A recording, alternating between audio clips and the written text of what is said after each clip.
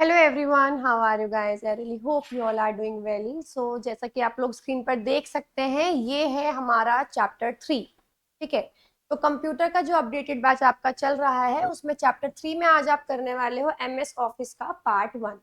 सी MS office के ना बहुत सारे इसके अंदर आपकी एप्लीकेशंस आती हैं जो आपको पढ़नी है, जो कि बहुत जरूरी है, जिनके ऊपर कंप्यूटर के मैक्सिमम क्वेश्चंस बेस्ड होते हैं। तो ये आपको बिल्कुल भी लाइटली नहीं लेना है। एंड जस्ट ट्राई कि एमएस ऑफिस के पार्ट 1 और पार्ट 2 दो अलग दिन पर करो। अगर आपको आज का टाइम है और आपको कुछ और करना है, तो after MS office part 1 just don't go for MS office part 2। Okay. कोई भी और पार्ट कर लेना, एमएस ऑफिस का पार्ट 2 मत करना, क्योंकि दोनों में ही प्रॉपर शॉर्टकट्स वगैरह बताए जाएंगे। तो डेफिनेटली आप कंफ्यूज हो जाओगे। इसके अलावा जो भी शॉर्टकट्स इसके अंदर आने वाले हैं, उसकी सेपरेट वीडियो भी बन चुकी है आप लोगों को। आप प्लेलिस्ट में डाना जाना कंप्यूटर की, आपको दिख जाएगी जहाँ पे सारे शॉर्टकट्स करके दिखा रखे हैं।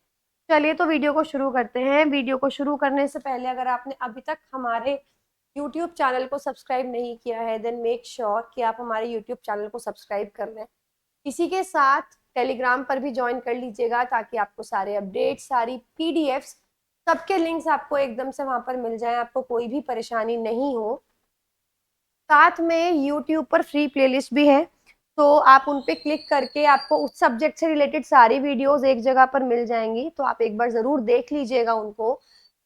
इसी के साथ वेबसाइट का लिंक भी हमने डिस्क्रिप्शन बॉक्स में डाल दिया है, आप उस पर क्लिक कर सकते हैं। और हजारों से भी ऊपर फ्री टेस्ट हैं जो आप आराम से अटेम्प्ट कर सकते हैं। इसके अलावा हर संडे को फ्री लाइव टेस्ट भी कंडक्ट कराया जाता है, और साथ में वहां पर पेड टेस्ट भी है। तो once you get an idea of the free test, you will like to enrol in paid test also.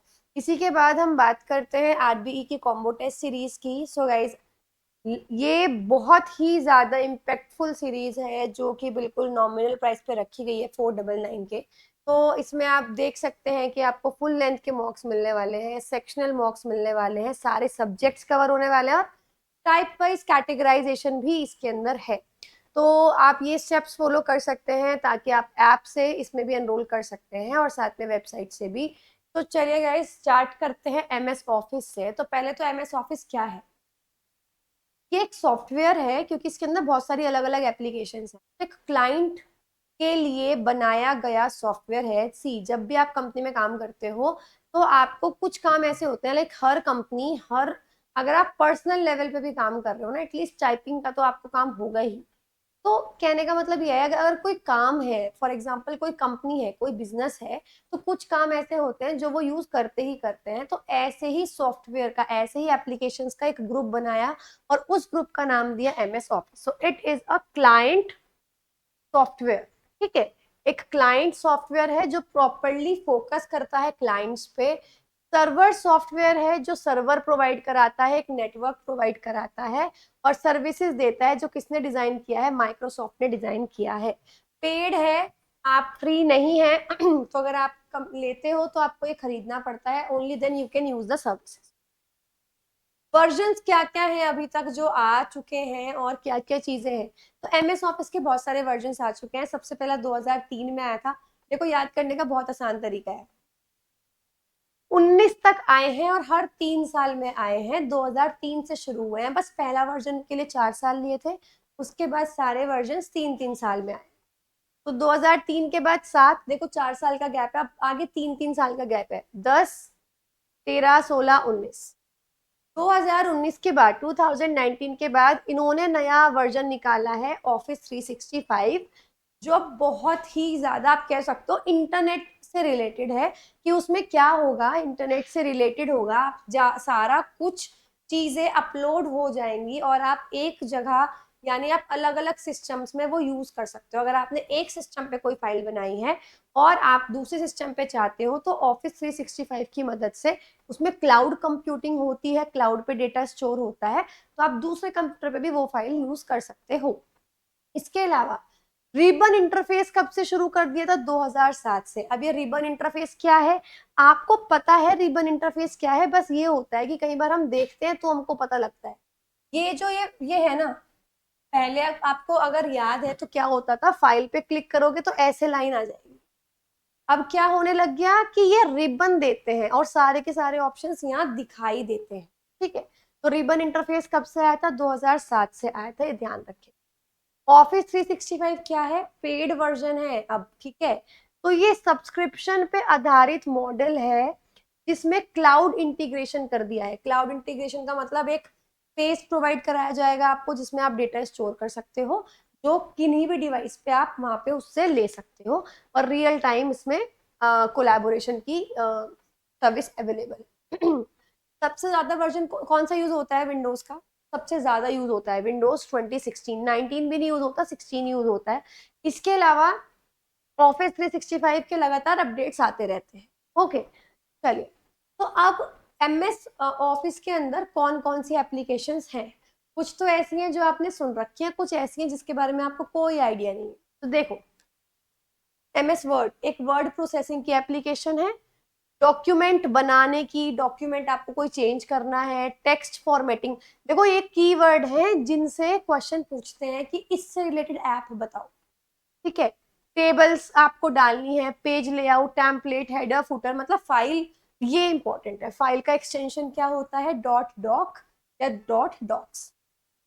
MS Excel ये स्प्रेडशीट एप्लीकेशन है, इन पे भी क्वेश्चन आते हैं। न्यूमेरिकल डेटा है, कैलकुलेशन करनी है आपको, रोज कॉलम फॉर्मूला लगाना है, चार्ट बनाने हैं, पाई चार्ट बनाना है, ग्राफिकल चार्ट बनाना है, तो आप वो सब कुछ इससे कर सकते हो। इसकी फाइल एक्सटेंशन क्या है? डॉट एक्सएलएस और dot XLSX. MS power point presentation का सॉफ्टवेयर है, स्लाइड शो करने के लिए, प्रेजेंटेशन करने के लिए आप यूज करते हो। इसकी फाइल का एक्सटेंशन डॉट पीपीटी और डॉट पीपीटीएक्स। अब ये तीन है। एमएस आउटलुक के बारे में भी पता होगा वैसे तो आपको। अगर जीमेल आप यूज नहीं कर रहे हो, माइक्रोसॉफ्ट का ही आपने पेड वर्जन ले रखा है, तो आप ये यूज करोगे। तो एमएस आउटलुक मेल्स को भेजने के लिए यूज करता है, ईमेल का क्लाइंट है, ठीक है। एमएस एक्सेस और एमएस पब्लिशर समझ लो। वैसे एमएस एक्सेस फर्स्ट चैप्टर में भी इसका जिक्र आया था, सेकंड में भी। डेटाबेस, आपने कोई डेटा तैयार किया एक्सेल पे, दो तीन, अब आपको उनको इंटरलिंक करना है, जैसे कि सैलरी वगैरह सिस्टम है, तो एक जैसे लिंक हो जाते हैं। तो एमएस एक्सेस जो है वो डेटाबेस, जितना भी डेटाबेस है उसको मैनेज करता है, और इसकी जो एक्सटेंशन है वो है डॉट एमडीबी या डॉट एसीसीडी। ध्यान रखना, इसके अंदर सारे मतलब फॉर्म्स, फाइल, कुछ भी करना हो ये करता है। एमएस पब्लिशर, इसके बारे में आई थिंक आपको नहीं पता होगा।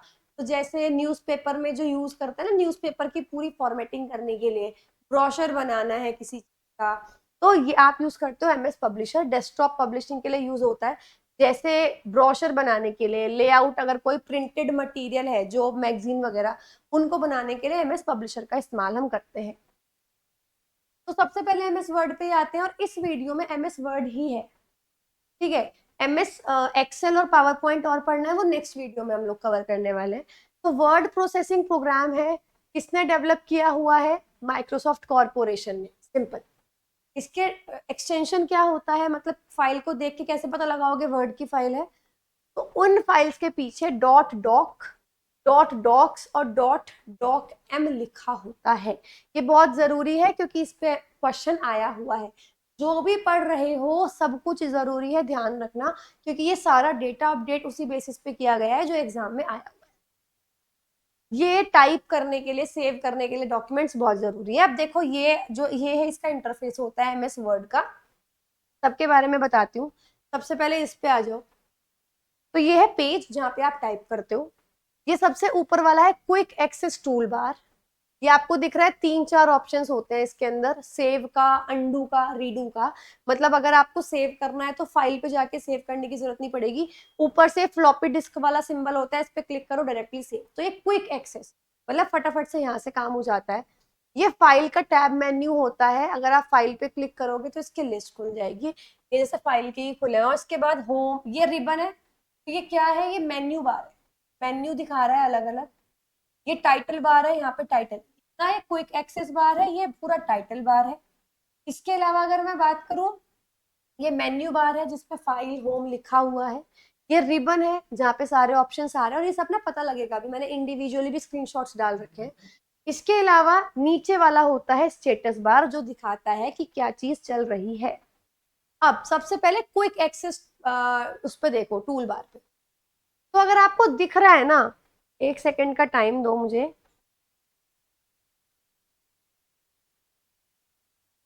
नहीं, आई थिंक, नहीं नहीं, ऐसे तो नहीं होगा। आई थिंक ऑप्शन तो था इसमें।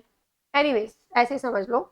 क्विक एक्सेस टूल बार में 3 ऑप्शंस होते हैं, बहुत इंपॉर्टेंट है, पेपर में पूछा गया है। सेव, अंडू और रिडू। ठीक है, सेव का, अंडू का और रिडू का, उसके बाद होता है फोल्ड। ये रहा सेव का ऑप्शन, ये रहा अंडू का, और ये रिडू का, और ये फोल्ड जो आप यूज कर रहे हो। तो इतना सा है ये आपका, देखो में दिख जाएगा। ये इतना सा है आपका quick access tool bar, simple. तो अगर आप कंप्यूटर ओपन करके बैठे हो ना, आपको बोलो उसको, क्योंकि सबसे अच्छा तरीका ये 2 चैप्टर्स लर्न करने का यही है कि साथ के साथ लैपटॉप या जो भी आप यूज करते हो डिवाइस जिसपे कंप्यूटर की प्रिपरेशन करते हो, वो खोल के बैठो। अगला है मेन्यू बार। तो देखो ये वाली लाइन जिसपे फाइल, होम, ये सारे ऑप्शन है, मेन्यू बार है, जिसको टैब रो भी बोलते हैं।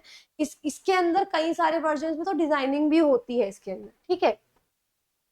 अब टाइटल बार क्या होता है? टाइटल बार है ये, जो ये है ना, ये टाइटल बार, रुको, जो ये है it is title bar.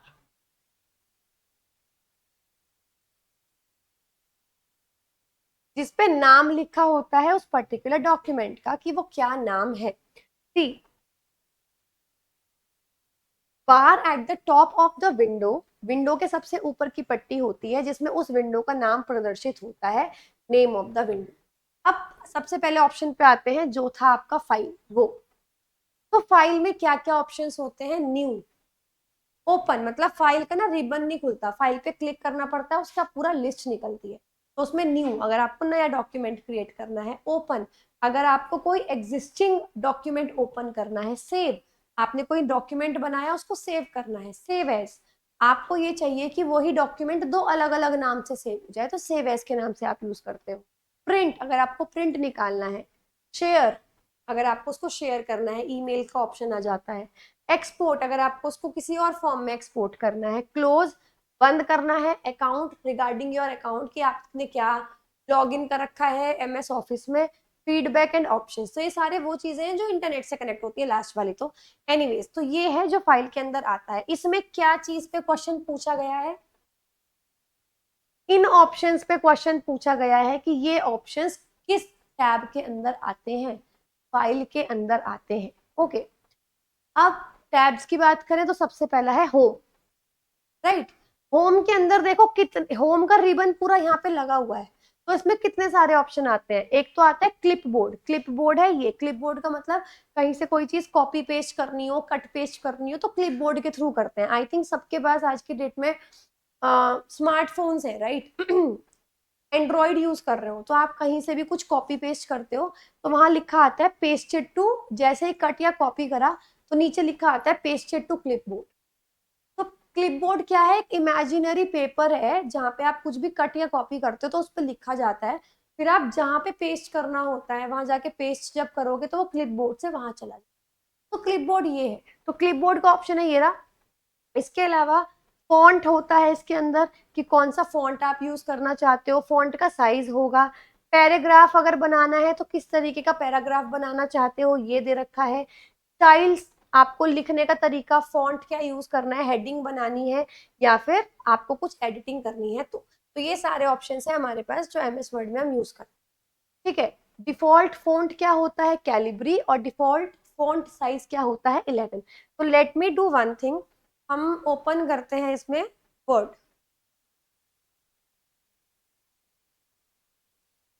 Okay, या इट्स ओपनिंग। देखो, अब ये पूरा वर्ड का इंटरफेस है, और होम में अगर मैं बात करूं, ये रहा क्लिपबोर्ड, राइट। ये है आपका कितने, ये फॉन्ट, कि आपको कौन सा फॉन्ट यूज करना है। इट इज द साइज, आपको क्या साइज रखना है, ठीक है। ये पैराग्राफ के स्टाइल से, अगर आप कुछ भी टाइप कर रहे हो किस तरीके से आपको पैराग्राफ का स्टाइल शो होगा। लेफ्ट अलाइन होगा, सेंटर में होगा, राइट अलाइन होगा, या जस्टिफाइड होगा, या पता लग जाएगा। ये है स्टाइल्स। अगर आपको अभी तक समझ नहीं आया था स्टाइल्स क्या है, तो these are the various styles, लिखने के क्या क्या तरीके आप यूज कर सकते हो। So this is the thing जो मैं आपको बता रही थी। देखो ये है क्विक एक्सेस, और आप चेंज कर सकते हो क्विक एक्सेस को कि आपको क्या शॉर्टकट्स चाहिए। ओके, तो अब हम बात करते हैं। तो होम पे ये सब शो होता है, तो इस पे आ जाता है कि बताओ फॉन्ट का चेंज करना है तो फिर डिफॉल्ट फॉन्ट कौन सा होता है। विंडोज ओपन करा, ये सॉरी वर्ड ओपन करा, कुछ भी टाइप कर रहे हो तो वो डिफॉल्ट अपने आप से कौन से फॉन्ट में जाएगा, कैलिब्री में जाता है। कितना साइज रहता है, हमेशा 11 पॉइंट्स रहते हैं, ध्यान रखना। ये डिफॉल्ट साइज है, लेकिन आप साइज छोटा बड़ा कर सकते हो।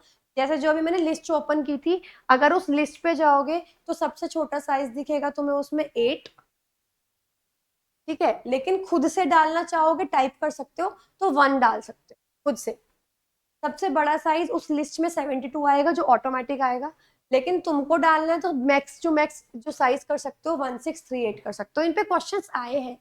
आप अलाइनमेंट भी चेंज कर सकते हो होम में, ये लेफ्ट अलाइन, राइट अलाइन और सेंटर अलाइन। फॉर एग्जाम्पल जो अभी ये लिखा हुआ है ये लेफ्ट अलाइन है, लेफ्ट से शुरू हो रहा है और लेफ्ट से राइट की तरफ जा रहा है। राइट अलाइन में राइट से शुरू होगा और उस तरफ जाएगा।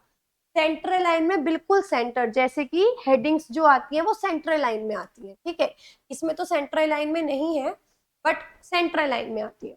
इसके अलावा तो इनके जस्टिफाई में ना लेफ्ट ना राइट, वो बिल्कुल बीच में होंगी और इक्वल इक्वल लेंथ की लाइंस होंगी, जो नॉर्मली हम यूज करते हैं जब ऑफिशियल लेटर बनाते हैं तो जस्टिफाइड में बनाने चाहिए हमेशा, ठीक है। शॉर्टकट्स लेफ्ट के लिए कंट्रोल एल है, सेंटर के लिए कंट्रोल ई है, राइट के लिए कंट्रोल आर है और जस्टिफाई के लिए कंट्रोल जे है। ओके, तो ये सब किस में आते हैं, होम के अंदर आते हैं, ये पूछा जाता है। इसके अलावा अगर मैं बात करूं इंसर्ट, अब आप आ गए अगले टैब।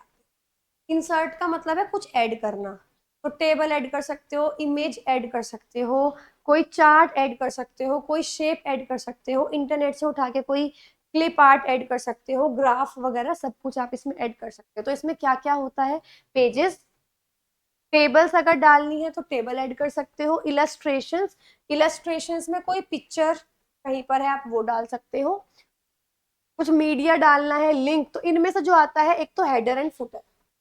हेडर एंड फुटर के मतलब क्या होता है, जैसे आप कोई बुक अगर आपने खोली हो तो फुटर में ना पेज नंबर लिखे होते हैं, है ना, तो वो फुटर है, वो हर पेज पे ऑटोमेटिकली लिखा होता है। ऐसे ही हेडर में क्या होता है कि डॉक्यूमेंट के स्टार्टिंग में कुछ लिखा होता है, तो वो हेडर होता है, बिल्कुल ऊपर कोने में छोटा सा अगर कुछ लिखा हो। तो क्या क्या पूछता है, टेबल कहाँ से डाल सकते हो, इंसर्ट से डाल सकते हो, ठीक है। इसके अलावा पिक्चर का पूछता है जो कि इलस्ट्रेशन में मतलब इंसर्ट में ही आता है। हेडर फुटर का पूछता है। इसके अलावा सिंबल्स का पूछता है कि सिंबल्स कहाँ से डाल सकते हो। हाइपरलिंक का पूछता है, पर हाइपरलिंक का शॉर्टकट पूछता है, कंट्रोल के फर्स्ट क्लास में बताया था वैसे मैंने आपको, लेकिन इसमें डायरेक्ट ऑप्शन होता है यहाँ पे ये लिंक। फिर header footer, page number, text box आ गया, वर्ड आर्ट आ गई कि कैसे रिव्यू करना है, इक्वेशन डालनी है, सिंबल डालना है, तो ये सारे ऑप्शन है। Header and footer displays information such as title and page number of the document. Let me see, अगर ये इसी स्टाइलस से काम करता है तो, अगर ये करता है तो वी विल डू दिस। तो इंसर्ट पे देखो, टेबल अगर डालनी है तो मैं ये टेबल इंसर्ट कर सकती हूँ, ये टेबल आ गई, ओके। इसके अलावा अगर आपको कोई पिक्चर डालनी है वो डाल सकते हो। ये आ गया लिंक्स। हेडर एंड फुटर डालना है तो देखो हेडर एंड फुटर डाल सकते हो। हेडर एंड फुटर कैसे आएगा, जैसे यहाँ पे आ गया, दिख रहा है यहाँ पे हेडर आ गया, तो पेज में डॉक्यूमेंट यहाँ से शुरू होगा, बट यहाँ छोटा सा कुछ लिखना है तो यहाँ पे लिखा हुआ आ जाएगा। मुझे फुटर पे जाना है तो बिल्कुल डॉक्यूमेंट के एंड पे मैं ऐसे डाल सकती हूँ। तो सारे ऑप्शंस इसके अंदर आते हैं। चलो इसके अलावा क्या पूछता है, हाइपरलिंक। हाइपरलिंक का शॉर्टकट क्या है, कंट्रोल के। हेडर एंड फुटर में ना टाइटल, पेज नंबर, ये सब दिखा सकते हो, टाइम डेट ये दिखा सकते हो। जब पहले सीपीटी हुआ करता था, जब वर्ड का कुछ बनाना होता था, हेडर एंड फुटर के ऑप्शंस आते थे ताकि आपको पता लगे। And these are very important whenever you like go into a government job. आपको जब डॉक्यूमेंट्स बनाने पड़ते हैं तो इन सब का यूज होता है। एनीवेज, हाइपरलिंक क्या है, एक ऐसा वर्ड, कोई पिक्चर, कोई फ्रेज, जब आप उस पर क्लिक करते हो तो एक नए डॉक्यूमेंट पे भी जा सकते हो या एक नई वेबसाइट पर जा सकते हो, तो उस चीज को हाइपरलिंक बोलते हैं, ठीक है। तो हाइपरलिंक बनाना आसान होता है। वर्ड पे जाओ, कंट्रोल के प्रेस करो, टेबल खुलेगी, ये मैं करके दिखा चुकी हूँ वैसे उस वीडियो में जिसमें शॉर्टकट्स थे। वो टेबल खुलेगी, उसमें जो भी आपका वेबसाइट है वो डाल दो, उसका नाम, और ओके प्रेस कर दो, तो उस वर्ड पे क्लिक करते ही वो पर्टिकुलर वेबसाइट खुल जाएगी।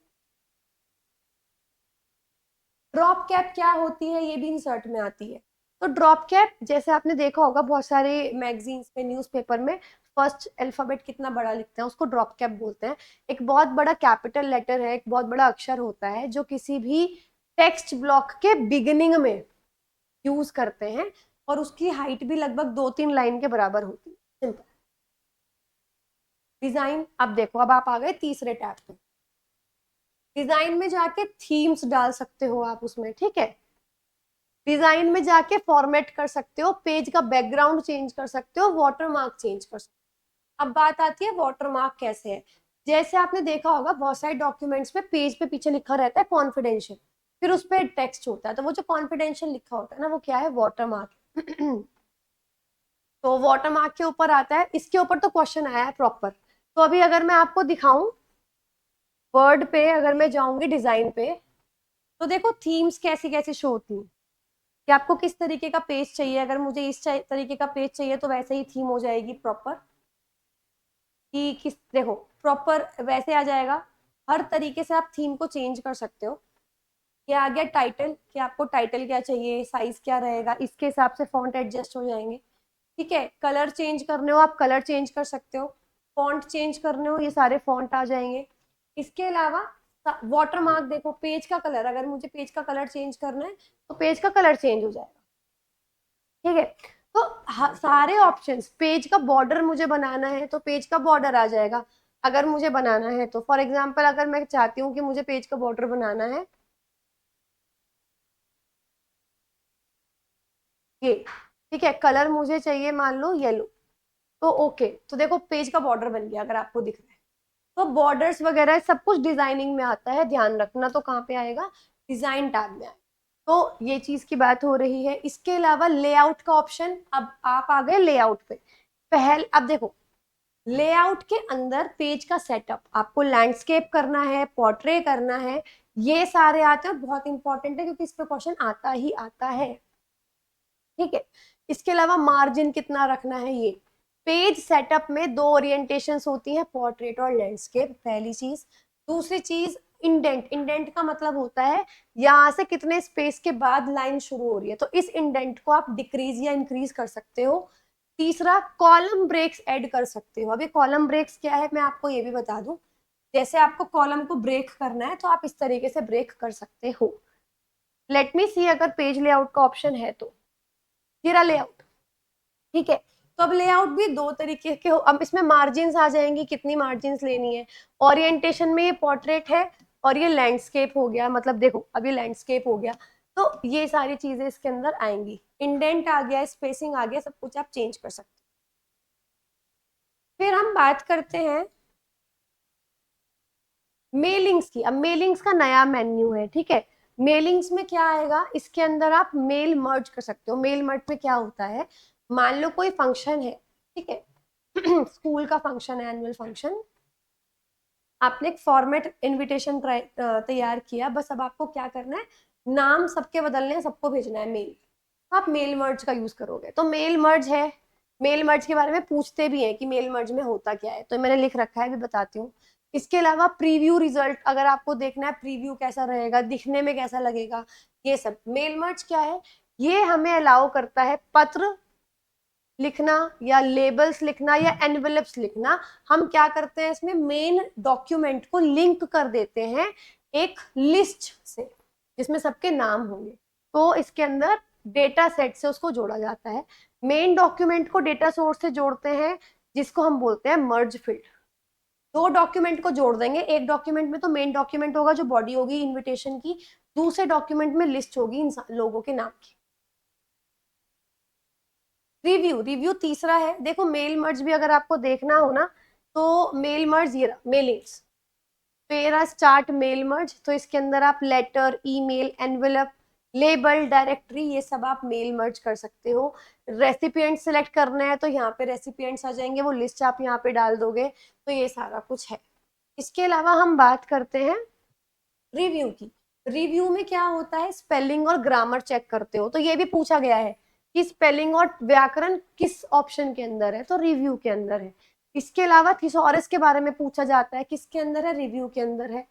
थिसॉरस में क्या होता है, सिनोनियम्स और एंटोनियम्स अगर ढूंढने हैं कि एक वर्ड का आपको सिनोनियम ढूंढना है या एंटोनियम ढूंढना है, अपोजिट या सिमिलर वर्ड ढूंढना है, तो थिसॉरस का इस्तेमाल करते हैं। Translate, change, compare, protect document सब यूज करते हैं। थिसॉरस का क्या है, देखो सिनोनियम यूज कर, सिनोनियम पर्यायवाची शब्द खोजने के लिए इसको इस्तेमाल किया जाता है। व्यू लास्ट में आता है, व्यू व्यू बहुत इंपॉर्टेंट है, देखो क्यों।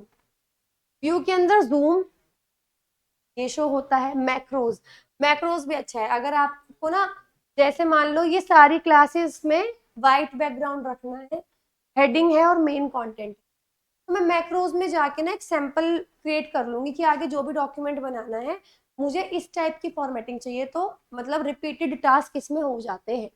ठीक है, रिकॉर्ड कर लेगा मैं क्या फंक्शंस परफॉर्म कर रही हूँ, ताकि अगले डॉक्यूमेंट पे सारे वही फंक्शंस हो। तो मैक्रोस क्या है, एक सीरीज ऑफ कमांड है, ये शॉर्टकट्स या रिकॉर्डिंग है जो रिकॉर्ड की जाती है ताकि किसी भी टाइम आप किसी भी डॉक्यूमेंट पे वो प्ले कर सको, सिंपल।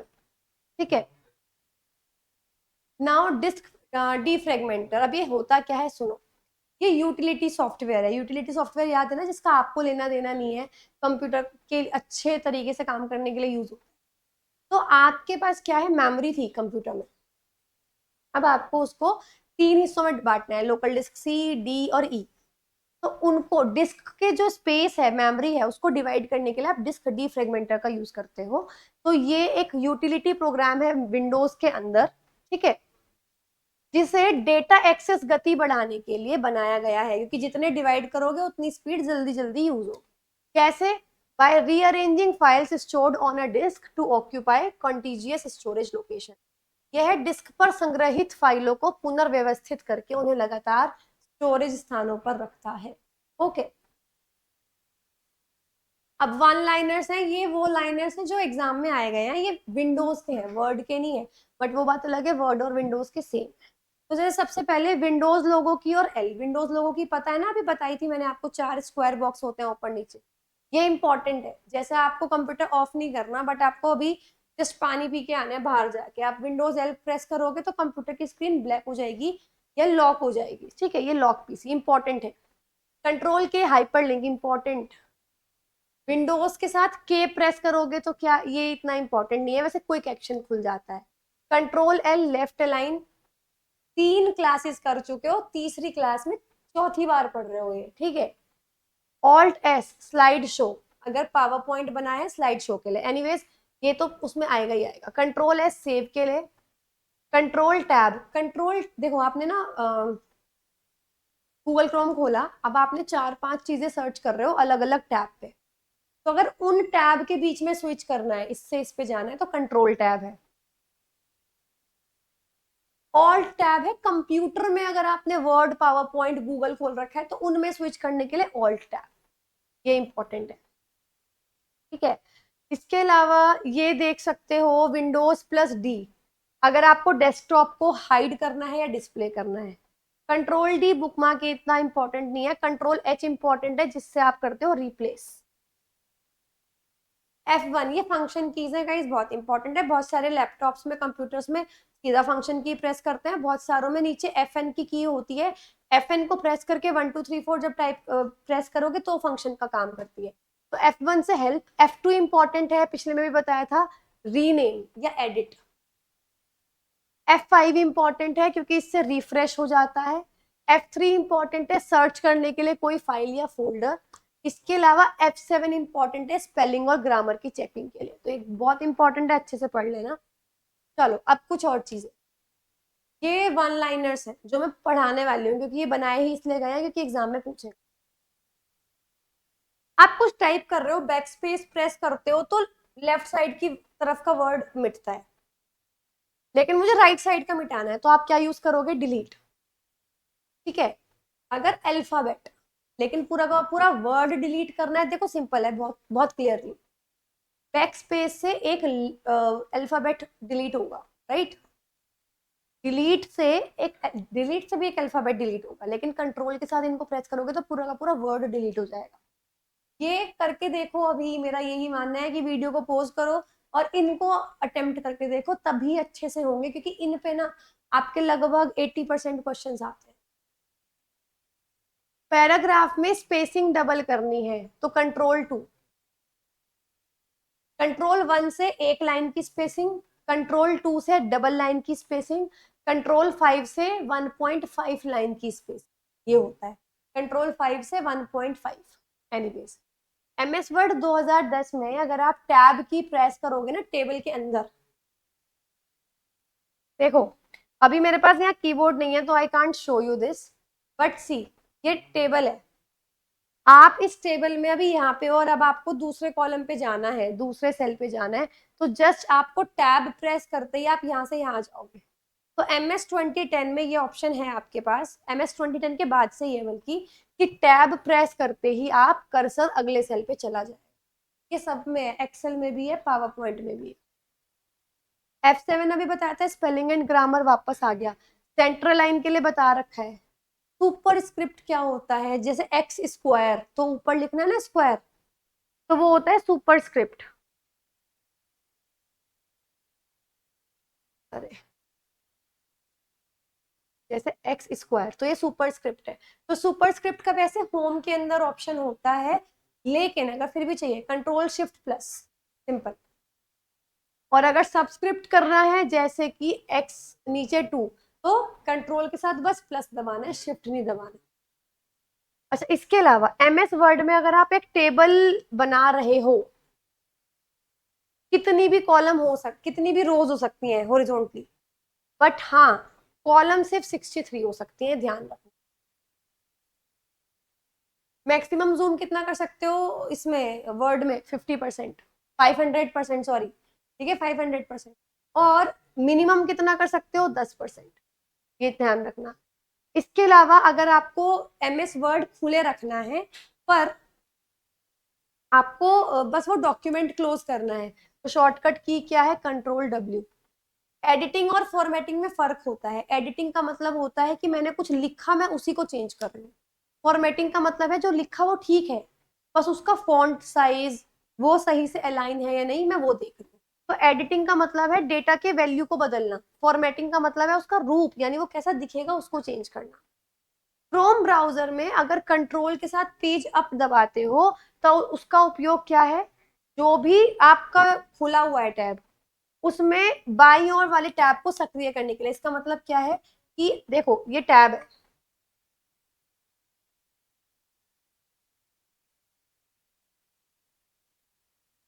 अब आपने क्रोम में एक टैब ये खोल रखा है, एक ये और एक ये। अब जो आपका एक्टिव टैब है ना वो ये है, तो जैसे ही आप कंट्रोल टैब प्रेस करोगे तो आपका कौन सा, आप किस ऐप पे चले जाओगे? आप इस वाले पे चले जाओगे, इस पे, ठीक है? तो ये ध्यान रखना। शॉर्टकट कीज, कुछ शॉर्टकट कीज बिल्कुल कॉमन है। कंट्रोल O ओपन, ये बता रखा है फर्स्ट क्लास में। Control N new second class में। Control A select all first class में। कंट्रोल X कट, ठीक है? तो जो रिपीट हो रहे हैं मैं उनको मार्क नहीं कर रही हूँ, जो बिल्कुल नए होंगे मैं उसी को मार्क करूंगी। Control F find, I think वैसे ये भी रिपीटेड है। Control S P Z Y, ये सब रिपीटेड है, आप देख रहे हो बिल्कुल शुरुआत की 2 क्लास में सब कर चुके हो। कंट्रोल X मुझे याद नहीं है, वैसे होगा ही डेफिनेटली कट, ऐसा नहीं हो सकता कि हट जाए। कंट्रोल D डायलॉग बॉक्स, जिसमें फॉन्ट क्या है, का साइज क्या है, वो सब दिखाई देता है, करके देख लेना हाथों हाथ। कंट्रोल E कर चुके हो। अच्छा, इसके अलावा गाइस बहुत सारे ऐसे भी हैं जो आपको इतना नीड नहीं है करने की, तो मैं एक काम करती हूँ, उसको अलग कलर से हाईलाइट कर देती हूँ, देख बस एक बार उनको पढ़ लेना, इतना कुछ करने की जरूरत नहीं है। जैसे कंट्रोल G, कंट्रोल H, ये नहीं कंट्रोल H तो अच्छा है, कंट्रोल H तो मैंने मार्क भी कर रखा है। कंट्रोल, अच्छा ये सब रिपीटेड है जितने भी अभी तक आए हैं। Control M, control Q, control T, ये सब मत करना, मतलब पढ़ के छोड़ देना बस एक बार कि क्या क्या आ रहा है, क्योंकि देखो आ तो कुछ भी सकता है, बट बाकी जितने हैं वो सारे इंपॉर्टेंट हैं, वो इंपॉर्टेंट है और मैं पहले मार्क भी कर चुकी हूँ। ये हो गए, ये तो कभी भी नहीं पूछता है। ये अच्छा है, देखो 1 2 5 तीनों आ गया। 1 में क्या है, 1 लाइन की स्पेसिंग, 2 में क्या है, ये अब तक मैंने मार्क भी नहीं करा, 1 2 एंड 5, 1 लाइन की स्पेसिंग 2 की और 1.5 की, तो मैंने जैसे आपको भी बताया भी था। कंट्रोल जीरो इंपॉर्टेंट है अगर आपको लाइन की स्पेसिंग हटानी है, पैराग्राफ से ऊपर की या नीचे की स्पेसिंग हटानी है, ठीक है। कंट्रोल F1, रिबन शो हो रहे थे ना, मुझे रिबन हटाने हैं, मतलब मैं चाहती हूँ बस ऊपर का वो दिखे मुझे, मेन्यू बार, मुझे रिबन ना दिखे, तो control F1। Okay, control F2, F2 खाली करोगे तो एडिट कर सकते हो, रीनेम कर सकते हो, कंट्रोल के साथ करोगे तो प्रिंट प्रीव्यू दिख जाएगा।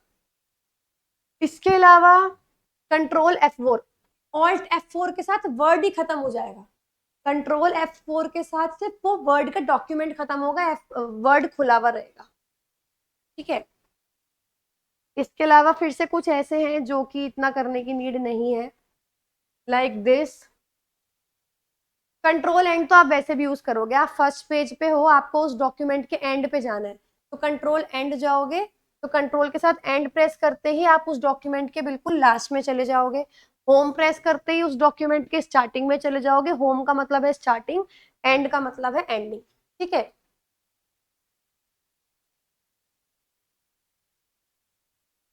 ये तो नहीं आता है,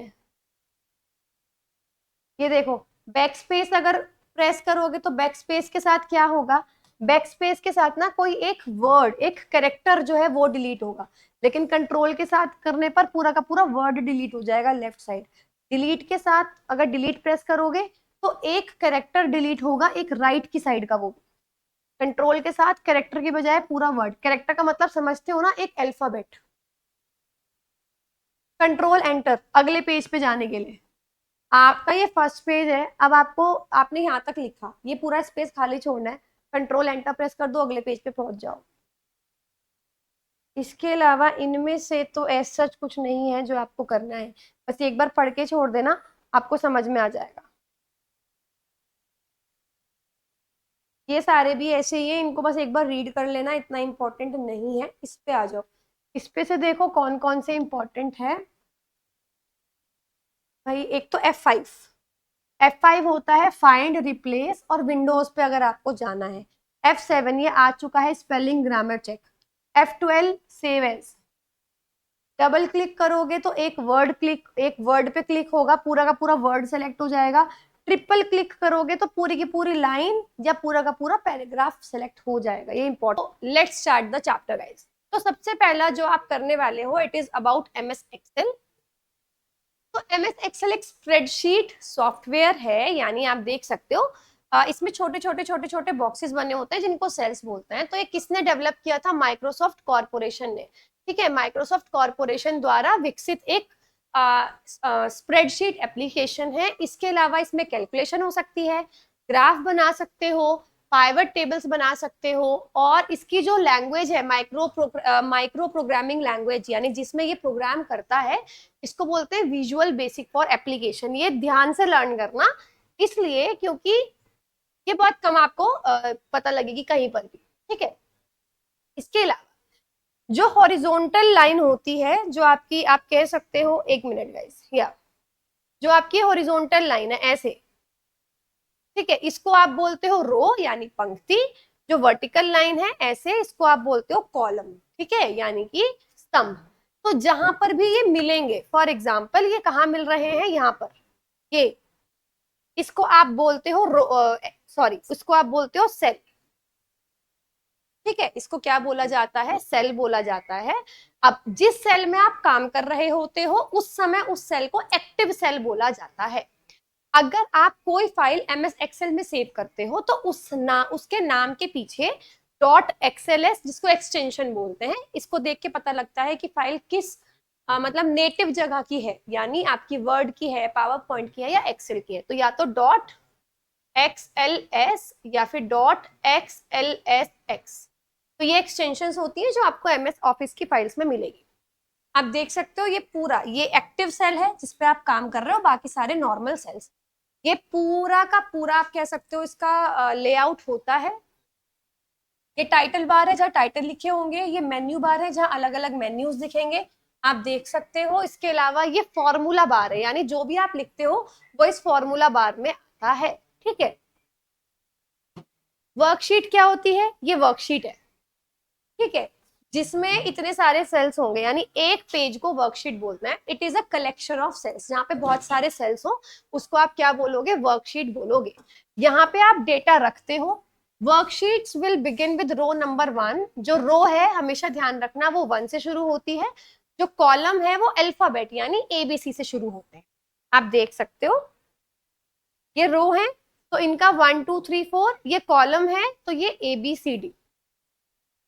इसके अलावा MS एक्सेल में 2010 वाला जो वर्जन था उसमें मैक्सिमम साइज जो है वर्कशीट का, उसमें इतने रोज होते हैं। लर्न कर लेना गाइस, ये पूछा गया है। एक देखो 1,04,000, सॉरी 1,04,00,000, नहीं गलत कर रही हूं मैं,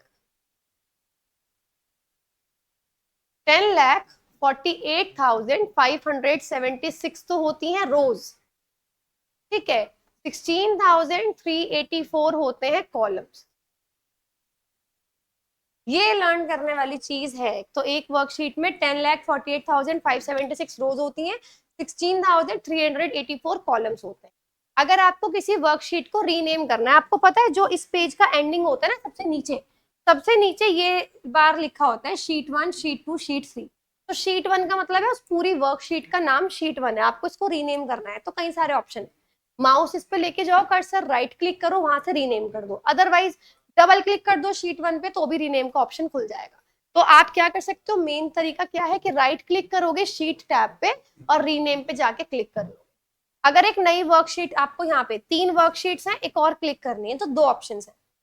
एक तो इस पे क्लिक कर दो, ठीक है। अदरवाइज क्या कर सकते हो, ऑल्ट शिफ्ट F1 या फिर शिफ्ट F11, सिंपल। अदरवाइज यहाँ राइट क्लिक करो, यहाँ पे न्यू पे चले जाओ तो भी एक नई वर्कशीट आ जाएगी। ओके, आप देख सकते हो, देखो राइट क्लिक किया, इसको रीनेम करना है तो रीनेम पे चले गए।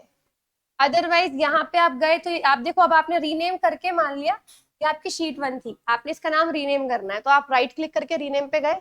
यहाँ पे आपने इसका नाम कर दिया क्लास 6, तो अब ये क्लास 6 हो गया इसका नाम। आपको नई वर्कशीट ऐड करनी है, इस पे क्लिक करोगे तो नई वर्कशीट ऐड हो जाएगी, शीट 4 आ गई, ठीक है। वर्कबुक क्या होती है? ये पूरी वर्कबुक है, ये पूरी की पूरी वर्कबुक है, क्योंकि इसके अंदर 4 शीट्स हैं। तो जब वर्कशीट्स का कलेक्शन होता है उसको हम वर्कबुक बोलते हैं। ये इंपॉर्टेंट है, पेपर में पूछा गया है। मैक्सिमम साइज कितना है अभी बताया, 10,48,576 रोज, 3,384 कॉलम्स। तो ये पेपर में कई बार पूछा जाता है, so it is most important. इसके अलावा सेल रेफरेंसेस गाइस बहुत ज्यादा इंपॉर्टेंट है, आप ध्यान से समझना मैं क्या बता रही हूँ। सेल रेफरेंस का मतलब होता क्या है, देखो अगर आई थिंक इसमें लिखा होगा तो, यस, इस पे क्लिक है, राइट। जब इस पे क्लिक है, यहाँ दिखा रहा है E5। E5 का मतलब ई रो है, ई कॉलम है और 5th रो है। कॉलम का नाम पहले आता है, ठीक है। इसको बोलते हैं रेफरेंसिंग। नाम जो लेते हैं उसको रेफरेंसिंग बोलते हैं। 3 तरीके की रेफरेंसिंग होती है जो मैं आपको समझाने वाली हूँ। तो सबसे पहले रेफरेंसिंग कौन सी होती है? रिलेटिव। रिलेटिव मतलब A1, जैसे अभी आपने देखी वो रिलेटिव थी। रिलेटिव में क्या होगा, column letter A, row number 1, ये दोनों चेंज हो सकते हैं, ठीक है। चेंज होने का मतलब देखो, अब ये रिलेटिव है, मेरे को क्या करना था, ये प्रोडक्ट्स हैं ब्रेड, मतलब मैं आपको एग्जांपल से समझा रही हूँ, बहुत अच्छे से क्लियर हो जाएगा, ध्यान से समझना। ब्रेड, बटर, चीज और हैम, ये 4 चीजें हैं। ये क्वांटिटी है कि 2 ब्रेड ली है, 1 बटर, 3 चीज और 3 हैम। ये प्राइस है कि एक का प्राइस 1.5 है, एक बटर का 1.2 है, एक चीज का 2 है और एक हैम का 1.8। तो मैंने यहाँ फॉर्मूला लगाया, बस यहाँ पे क्या फॉर्मूला लगाया कि इनकी मल्टीप्लाई होनी है, टोटल अमाउंट आ जाए। तो अब सब में यही फॉर्मूला लगेगा ना, तो मैं क्या करूंगी, क्योंकि एक्सेल की वीडियो अवेलेबल है गाइस जिसमें मैंने वर्क फॉर्मुलेज मैंने आपको करके दिखा रखे हैं, तो एक बार वो देख लेना। तो अब मैं क्या करूंगी, इस पे जाकर जैसे ये लिखा है ना,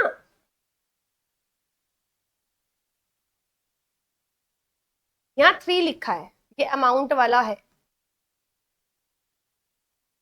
ठीक है। तो मैं यहाँ पर लेके आऊंगी माउस और इसको नीचे तक एक्सटेंड कर दूंगी, तो नीचे तक एक्सटेंड करने से क्या होगा, यही फॉर्मूला नीचे तक लग जाएगा। तो जब यहाँ फॉर्मूला लगेगा ना इधर, तो अब देखो इसमें आपने क्या करा, इन दोनों की मल्टीप्लाई की, यानी B2 और C2 की मल्टीप्लाई की।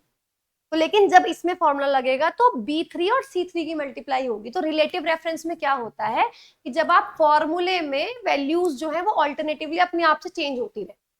तो अगर हमारे पास सेल है जिसका एक कोई फॉर्मूला है और हमें फॉर्मूला कॉपी करना है बहुत सारे सेल में उसमें, तो क्या होगा भाई, इसमें मुझे मल्टीप्लाई करनी थी इन दोनों की, इसमें मल्टीप्लाई करनी है इन दोनों की, पर फॉर्मूला मैंने यही कॉपी करा है। तो जब मैं ऐसा फॉर्मूला यूज कर रही हूँ कि वो अपने आप एड्रेस चेंज कर रहा है, इन दोनों में मल्टीप्लाई की तो उसको पता था यहाँ B2 और C2 की मल्टीप्लाई होनी है, जब नीचे आया तो B3 और C3 की करी, जब उससे नीचे आया तो B4 C4 की मल्टीप्लाई की, सबसे नीचे आया तो देखो B5 और C5 अपने आप लेगा ये मल्टीप्लाई करके, ठीक है। तो इसको बोलते हैं रिलेटिव रेफरेंस। ये एडजस्ट हो जाते हैं जब भी आप किसी वैल्यू को चेंज करते हो या फिर आपने फॉर्मूला कहीं और कॉपी पेस्ट किया है तो, ठीक है। तो ये ध्यान से समझना। ये तो हो गया पहला रेफरेंसिंग। दूसरा रेफरेंसिंग है एब्सोल्यूट। एब्सोल्यूट में चेंज नहीं होता, एब्सोल्यूट में डॉलर साइन लगता है। देखो $A $1, जो A है और 1 है दोनों ही चेंज नहीं होंगे, दोनों ही नहीं बदलेंगे। अब जैसे मैं एग्जांपल दूं, मुझे क्या करना था एब्सोल्यूट वाले में, ये लेंथ है सेंटीमीटर में सारी की सारी, मुझे लेंथ को कन्वर्ट करना है इंच में। तो मैंने ये मान लिया कि मुझे इसकी मल्टीप्लाई करनी है इससे, ये एक कन्वर्जन रेट है, इससे मल्टीप्लाई करनी है। तो मुझे क्या करना है, 1 की भी इससे मल्टीप्लाई करनी पड़ेगी, 5 की भी इससे मल्टीप्लाई करनी पड़ेगी, 4 की भी इससे मल्टीप्लाई करनी पड़ेगी। तो ये तो मुझे चेंज करने हैं, लेकिन ये मुझे चेंज नहीं करना, तो मैं इसके लिए एब्सोल्यूट रेफरेंस यूज करूंगी। $H और ये है 3। तो मैं क्या करूंगी, इसके लिए तो रिलेटिव रेफरेंस यूज करूंगी क्योंकि ये तो मुझे बार बार बदलना है। B3, मुझे B3 की मल्टीप्लाई करनी है इससे, ठीक है। तो ये फॉर्मूला यूज करूंगी और जब मैं इस फॉर्मूले को एक्सटेंड करूंगी ना नीचे इस पूरी लाइन में, इस पूरी लाइन में, तो होगा क्या, B3 की जगह फिर आ जाएगा B4 B5 B6 B7, लेकिन ये ऐसा ही रहेगा, सबकी मल्टीप्लाई इससे होगी। तो इसको बोलते हैं एब्सोल्यूट रेफरेंस। इसमें कोई भी चीजें चेंज नहीं होती और डॉलर का साइन यूज होता है। तीसरी और लास्ट है आपकी मिक्स्ड रेफरेंस। मिक्स्ड रेफरेंस में क्या होता है, कोई एक चेंज करवाना चाहते हो और एक आप फिक्स रखना चाहते हो, यानी जैसे जिसके आगे डॉलर लगाओगे वो चेंज नहीं होगा। जैसे मिक्स्ड में $A1, तो इसके अंदर A चेंज नहीं होगा, कॉलम तो चेंज नहीं होगा पर रो नंबर चेंज हो जाएगी। ऐसे ही $1, इसमें A चेंज हो सकता है पर 1 चेंज नहीं होगा क्योंकि 1 के आगे डॉलर लगा हुआ है। तो दोनों ही मिक्स्ड रेफरेंस है। मिक्स्ड रेफरेंस के आगे क्या होता है, मान लो आपको किसी एक को चेंज करना है तो वो आप चेंज कर सकते हो, सिंपल। तो ये थी सेल्स रेफरेंसिंग। अब हम बात करते हैं टैब्स। बहुत सारे टैब थे। सबसे पहले अगर आप देखोगे कितने सारे टैब है, देखो file, home, insert, page layout, formulas, design, data, ये सारे टैब्स है, राइट। तो सबसे पहले अगर हम लोग बात कर रहे हैं, we are talking about normal tabs. तो टैब इतने सारे हैं, file, home, insert, page layout, formula, data, review and view. तो सबसे पहले मैं बात करती हूँ होम की, क्योंकि होम से शुरू होता है। तो जो जो होम के अंदर ऑप्शंस आपने MS वर्ड में पढ़े थे वही सब इसमें है। तो ये पढ़ना इसलिए आसान हो जाता है। तो अगर आप ये पढ़ रहे हो तो समझना आप वो रिवाइज कर रहे हो, ठीक है। तो होम में वही क्लिपबोर्ड का ऑप्शन आता है, कॉपी पेस्ट मतलब, font, alignment, number, style, cells और एडिटिंग, ठीक है। ये सारे इसमें ऑप्शंस आएंगे। इंसर्ट की बात करूं, अब देखो ये मैंने इसलिए एक्सप्लेन नहीं करा क्योंकि ऑलरेडी मैं वर्ड में बता चुकी हूँ। इंसर्ट की अगर मैं बात करूं तो इंसर्ट में आप इसमें टेबल्स वगैरह डाल सकते हो। सी अलग अलग टाइप के टेबल्स डाल सकती हैं। इलस्ट्रेशंस यानी कोई पिक्चर डालनी है, जैसे पावर पॉइंट में भी डलती है ना, वर्ड में भी डल सकती है कि अगर आपको कोई पिक्चर इंसर्ट करनी है डॉक्यूमेंट के बीच में, आप डाल सकते हो। ऑनलाइन पिक्चर भी वहीं से वहीं निकाल के आप डाल सकते हो। इसके अलावा एडिन्स में क्या आता है, चार्ट और 3D मैप्स, अलग अलग टाइप के chart, column, line chart, pie chart, bar chart, area, scatter, other charts, ये सारे, ठीक है। Park lines, line, column, win loss, filters, ये सब कुछ आप डाल सकते हो। इसके अलावा फॉर्मूला, ये इसमें एक्स्ट्रा होता है क्योंकि आप इसको कैलकुलेशन के लिए यूज करते हो, तो इसलिए आप फंक्शन, फंक्शन का मतलब है प्रॉपर फॉर्मूला, फंक्शन इसमें डाल सकते हो। तो insert function, function library, function auditing और कैलकुलेशन। तो बेसिकली आप सारे फंक्शंस आपके उसके अंदर होते हैं, फॉर्मूलाज के अंदर, ठीक है। अब कौन से इंपॉर्टेंट फंक्शंस हैं, अब ध्यान से समझना, इसकी वीडियो ऑलरेडी आपके इस कोर्स में है, जिसके अंदर आपको मैंने सारे फॉर्मूले आपको करके दिखा रखे। ओके, तो सबसे पहला है लोअर। तो लोअर में क्या होता है कि अगर आपने ए बी सी है और आपने इसको लोअर में कन्वर्ट करना है, तो ये किस में कन्वर्ट हो जाएगा, A B C, lower case में। सिंपल। अपर में क्या होगा, जितने भी केसेस, जितने भी कैरेक्टर्स आपने डाले हैं वो सारे अपर केस में कन्वर्ट हो जाएंगे। तो लोअर और अपर क्या करता है, लोअर जो है सबको लोअर केस में बदल देगा यानी कि छोटे अक्षरों में, और अपर जो है सबको अपर केस यानी बड़े अक्षरों में बदल देगा। इसके अलावा कॉनकैटिनेट, ये इंपॉर्टेंट है। कॉनकैटिनेट में क्या होता है कि दो अलग अलग स्ट्रिंग्स को जोड़ देगा। दो अलग अलग स्ट्रिंग्स का मतलब यहां लिखा है ए बी सी, यहां लिखा है ए बी सी। अब आपने एक सेल में फॉर्मूला लगाया कि इन दोनों को कॉनकैटिनेट करना है, तो कॉनकैटिनेट क्या करता है, दोनों को कंबाइन कर देता है, ए बी सी, ए बी, ठीक है। कॉनकैटिनेट का मतलब क्या है, उनको जोड़कर एक बना देगा। Left returns a specified number of characters from the start of a supplied text string।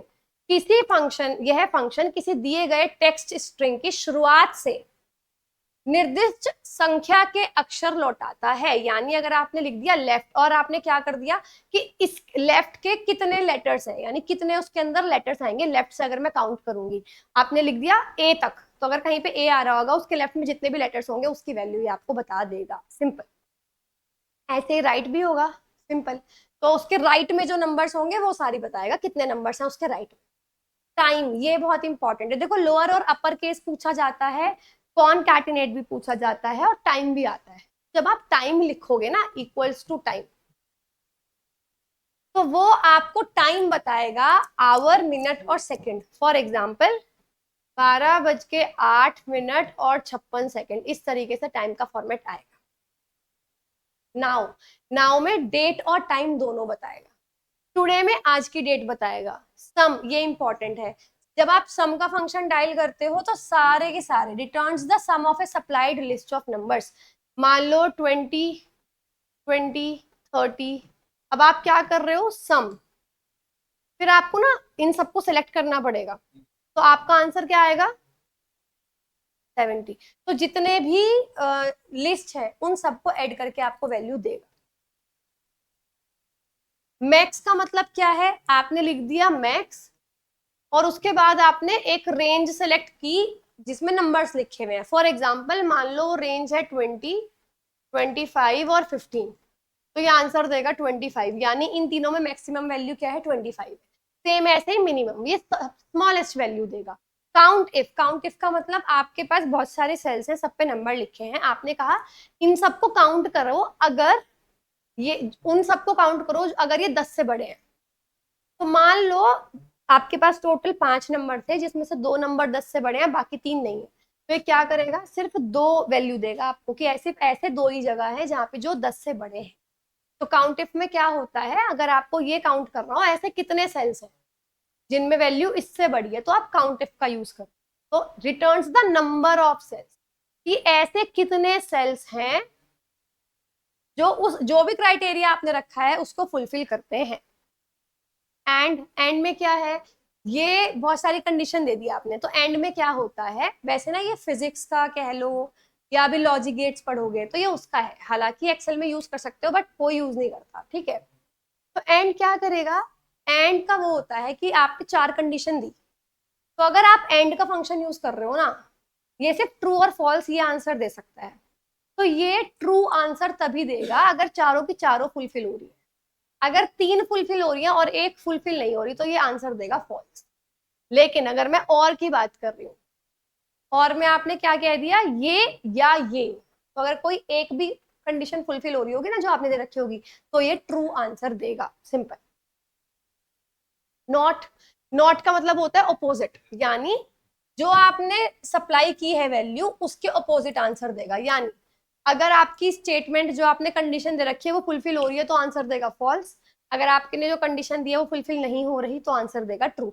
ये लॉजिक गेट्स हैं, अगर समझ नहीं भी आ रहे तो कोई दिक्कत नहीं है। एंड और नॉट ये छोड़ सकते हो क्योंकि लॉजिक गेट्स में आएंगे तो समझ में आ जाएगा। स्क्वायर रूट, स्क्वायर रूट को शॉर्ट में लिखते हैं SQRT। तो ये क्या करेगा, ये पॉजिटिव स्क्वायर रूट देगा किसी भी नंबर का। अगर आपने स्क्वायर रूट लिख दिया 45, 49 तो आंसर देगा ये 7। ठीक है, तो अगर किसी का भी स्क्वायर रूट निकालना है तो आप इसको यूज कर सकते हो। पावर, पावर का मतलब क्या होता है, ये नंबर देता है आपको। अगर पहले नंबर की मतलब इसका ना फॉर्मूला होता है लिखने का तरीका, और सब कुछ आपके उस वीडियो में है जिसमें मैंने शॉर्टकट्स एक्सप्लेन कर रखे हैं। It returns the number of the power of a number raise to the second number. यानी अगर आपको, अब देखो जैसे अगर मैं आपको एग्जांपल दूं, मुझे एक्सेल खोलना है, right, let me see what we have Excel, let me see इतने खुलता है। अच्छा इसमें अभी कीबोर्ड नहीं है गाइस, तो आई डोंट थिंक, ओके ठीक। अगर मैं इसमें टाइप कर रही हूँ इक्वल टू, और मुझे आपको क्या दिखाना है, पावर। अब देखो पावर लिया मैंने, ब्रैकेट, तो यहाँ पे मान लो मुझे 2 की पावर 2 सॉल्व करनी है, तो पहले लिखना पड़ेगा नंबर, कॉमा, देन मुझे लिखना पड़ेगा, मान लो 2 की पावर 4 सॉल्व करनी है, 4, ठीक है, 16, 2 की पावर 4 क्या होता है, 16। तो ये होता है फॉर्मूला जो आप नॉर्मली यूज करते हो। ओके, तो फ्लोर जो है इस तरीके से नंबर देगा, फ्लो सॉरी पावर इस तरीके से नंबर देगा। फ्लोर की अगर मैं बात करूं, rounds the value down towards 0 and always returns a numeric value। यह फंक्शन किसी वैल्यू को नीचे की ओर यानी राउंड ऑफ करता है लेकिन कम। ऐसे ही आता है सीलिंग, सीलिंग में मतलब जैसे आपने लिख दिया 2.765 कॉमा 2। देखो अब जैसे इसमें भी अगर मैं बात करूं, क्या आपने यहाँ एक फॉर्मूला यूज किया है फ्लोर, ओके, FLOOR ब्रैकेट, तो यहाँ पे तो नंबर लिख दिया आपने। फॉर एग्जाम्पल मेरा नंबर है 12.456, ठीक है, कॉमा, अब वो कह रहा है कितनी सिग्निफिकेंट, मतलब आपको कितने कितने नंबर तक राउंड ऑफ करना है। फ्लोर में न्यूमेरिकल वैल्यू कम आती है, मैंने बोल दिया 2 डिजिट तक आपको या 3 डिजिट तक करना है, 12, क्योंकि 12.0 आया है तो 12 आ गया। 12 पॉइंट कि अगर 5 से कम नंबर है तो वो 0 पे राउंड ऑफ होगा, और 5 से ज्यादा है तो ज्यादा राउंड ऑफ होगा। ठीक है, तो एक बात तो ये समझना। इसी तरीके से ये तो हो गया फ्लोर, कम वाली वैल्यू राउंड ऑफ करता है, सीलिंग में ज्यादा वाली वैल्यू राउंड ऑफ करता है। जैसे सीलिंग है 7,5, तो it will return the value of 10, यानी 7 को राउंड ऑफ करना है मुझे, लेकिन आपने क्या यूज कर दिया, सीलिंग, यानी हाईएस्ट वैल्यू। 5 का मतलब जो 5 के मल्टीपल्स में हो, ये भी समझो, ठीक है। तो 5 के मल्टीपल में करना है जो अब देखो ऐसे ही फ्लोर में होता है। अगर मैं फ्लोर में डाल रही हूँ ना कि 10,30, 10 को राउंड ऑफ करो लेकिन 30 में, वैसे मैंने गलत यूज किया है, तो वो ये देखेंगे कि 30 के मल्टीप्लाई 30 के टेबल में ऐसा कौन सा नंबर आ रहा है। तो इसमें नंबर तो वैसे मैंने 10 गलत ही ले लिया, अगर मैं ले रही हूँ 69, ठीक है, या ऐसा कर लो मैंने नंबर ले लिया 89, ऐसे समझो आप। तो अगर अब 89,3 कर दिया, तो आप 89 को सबसे लोएस्ट नंबर पे वो करोगे कि 89, या तो देखो अब 90 हो सकता है वो भी 3 से कट जाएगा, या 81 हो सकता है, राइट, वो भी 3 से कट जाएगा। तो वो ऐसा देखेगा, जो आप 87 हो सकता है तो वो 87 की वैल्यू लेकर आएगा, कम वाली वैल्यू लेकर आएगा, जबकि सीलिंग ज्यादा वाली वैल्यू पर राउंड ऑफ करता है। फिर आ जाओ इफ, अगर आपको आपने कोई कंडीशन दी, ठीक है, आपने बोला ट्रू इफ ये है, फॉल्स इफ ये है, तो वो कंडीशन वेरीफाई करेगा, कंडीशन वेरीफाई हो जाती है तो ट्रू आंसर देगा, अदरवाइज वो फॉल्स आंसर देगा, सिंपल। ठीक है, और इसमें भी ना 3 वैल्यूज आती थी, -1, 0 और 1, ट्रू फॉल्स और बिल्कुल बॉर्डर लाइन पे ऐसे यूज हो। ये भी मैंने आपको उस वीडियो में समझा रखा है जिसमें एक्सेल के सारे फंक्शन समझा रखे हैं। अब आगे आ जाओ एब्सोल्यूट, और ये वीडियो देखने का फायदा तभी है जब इसके बाद वो सारे फंक्शंस वाली वीडियो देख लो, क्योंकि कई बार मैंने देखा है कि ऐसे न्यूमेरिकल वाले क्वेश्चन भी आए हैं इन्हीं फॉर्मूले पे। Absolute returns the absolute value of a supplied number. यह है फंक्शन, किसी भी आपने लिख दिया एब्सोल्यूट -2 तो आंसर आएगा 2, यानी माइनस को भी प्लस में कन्वर्ट कर देता है एब्सोल्यूट में। ये प्रोडक्ट में मल्टीप्लीकेशन कर देता है, जो भी आपने नंबर दे रखे हैं उन सबकी मल्टीप्लाई कर देगा। मॉड में ये देगा रिमाइंडर, जैसे आपने लिखा मॉड 12,5 यानी 12 को 5 से डिवाइड करो तो रिमाइंडर क्या आएगा 2, तो 2 आंसर आएगा। ठीक है। सम इफ, सेम वही बात, सम करना है ऐड करना है, लेकिन अगर ये कंडीशन ट्रू है तो आप सम इफ यूज करोगे। काउंट, जितने भी मतलब अगर आपने लिख दिया काउंट और बाद में रेंज सिलेक्ट कर ली, जो भी रेंज है सबको सिलेक्ट कर लिया तो बता देगा उसमें कितने सेल्स। सिंपल, इतना आसान है। एवरेज, अगर आपको मीन वैल्यू निकालनी हो तो आप एवरेज का फंक्शन यूज करते हो। ठीक है। Sum of observation upon number of observation से ज्यादातर यूज होता है जब रिजल्ट वगैरह बनाते हैं तब। अब कुछ वन लाइनर्स हैं जो बहुत इंपॉर्टेंट है, पेपर में पूछे गए हैं इसीलिए वन लाइनर्स ऐड किए हैं। जैसे अगर आपको कोई कॉलम हाइड करना है तो कंट्रोल 0, मतलब क्या है, देखो ये पूरा कॉलम है, ये मुझे इसे हाइड करना है तो मैं क्या करूंगी, या तो इस पे क्लिक करके मतलब राइट क्लिक करो और हाइड का ऑप्शन आ जाएगा। अदरवाइज एक तरीका और है, अपने कीबोर्ड में कंट्रोल के साथ 0 प्रेस करो, कंट्रोल और, अच्छा अब इसमें तो आ नहीं रहा है, कंट्रोल और 0, देखो F हट गया। ऐसे ही अगर मान लो मेरी ये रो है, मुझे इसको हाइड करना है तो इसका शॉर्टकट है कंट्रोल+9, तो कंट्रोल के साथ 9 प्रेस करूंगी तो ये हट जाएगी। ठीक है। वापस से करूंगी, अच्छा इससे वापस तो नहीं आएगी, अगर आपको वापस लानी होगी तो यहीं पे राइट क्लिक करना पड़ेगा, राइट क्लिक करते ही आ जाएगा, अनहाइड करोगे अनहाइड हो जाएगी। ठीक है। तो ये ऑप्शंस होते हैं जो MS एक्सेल में आप यूज करते हैं। इसके अलावा अगर हाइड का वैसे ऑप्शन जाना है तो व्यू के अंदर आता है हाइड का ऑप्शन। लेन, एक बात और सुन लो, लेन का भी एक फंक्शन है जो यूज करते हैं। तो लेन का क्या होता है, लेन का मतलब है टोटल कितने कैरेक्टर्स है काउंट करके बता देगा। लेन का मतलब 1 2 3 6, तो 4 नंबर है तो वैल्यू आ गई 4। डिफॉल्ट अलाइनमेंट क्या होता है, ये बहुत इंपॉर्टेंट है, मोस्ट इंपॉर्टेंट। अगर आप कोई नंबर न्यूमेरिकल वैल्यू डाल रहे हो, अब देखो मैं आपको बताती हूँ क्या कहने की बात कर रही हूँ। ये मैंने यहाँ नंबर इंसर्ट कर रखा है, ये है ना, तो राइट की तरफ आया, लेकिन अगर मैं यहाँ नंबर नहीं लिख रही, मैं कुछ,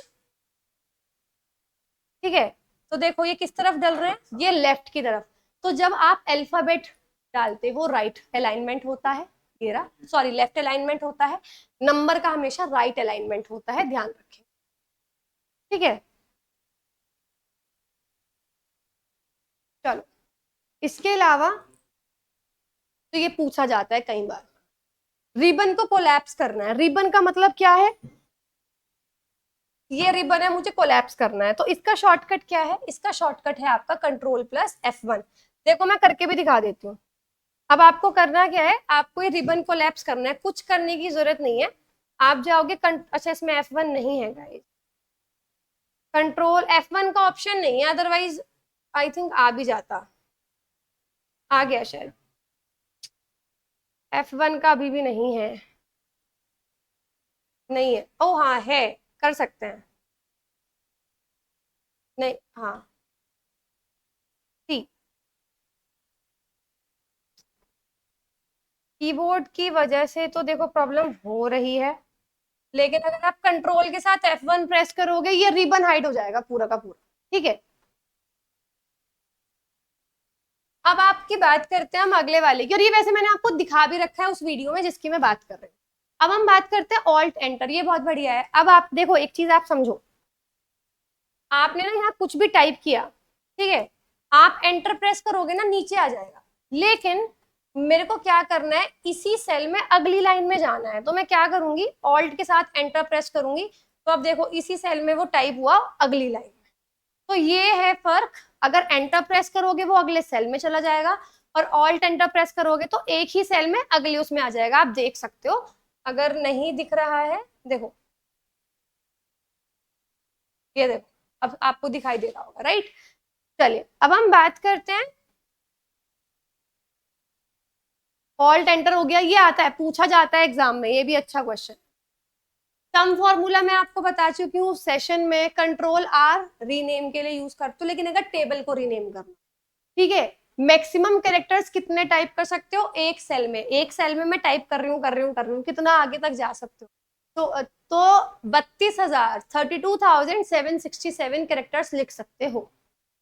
अच्छा, इसके अलावा व्यू को दिखाना है तो ऑल्ट प्लस डब्ल्यू, ये नहीं इतना ज्यादा पूछा जाता। जब आप कोई एक रेंज सेलेक्ट करते हो ना, तो नेम बॉक्स में केवल पहला सेल शो होगा। जैसे मतलब क्या है इस बात का, ये भी सुन लो। मैंने यहां से मैंने ये सेलेक्ट किया, ठीक है।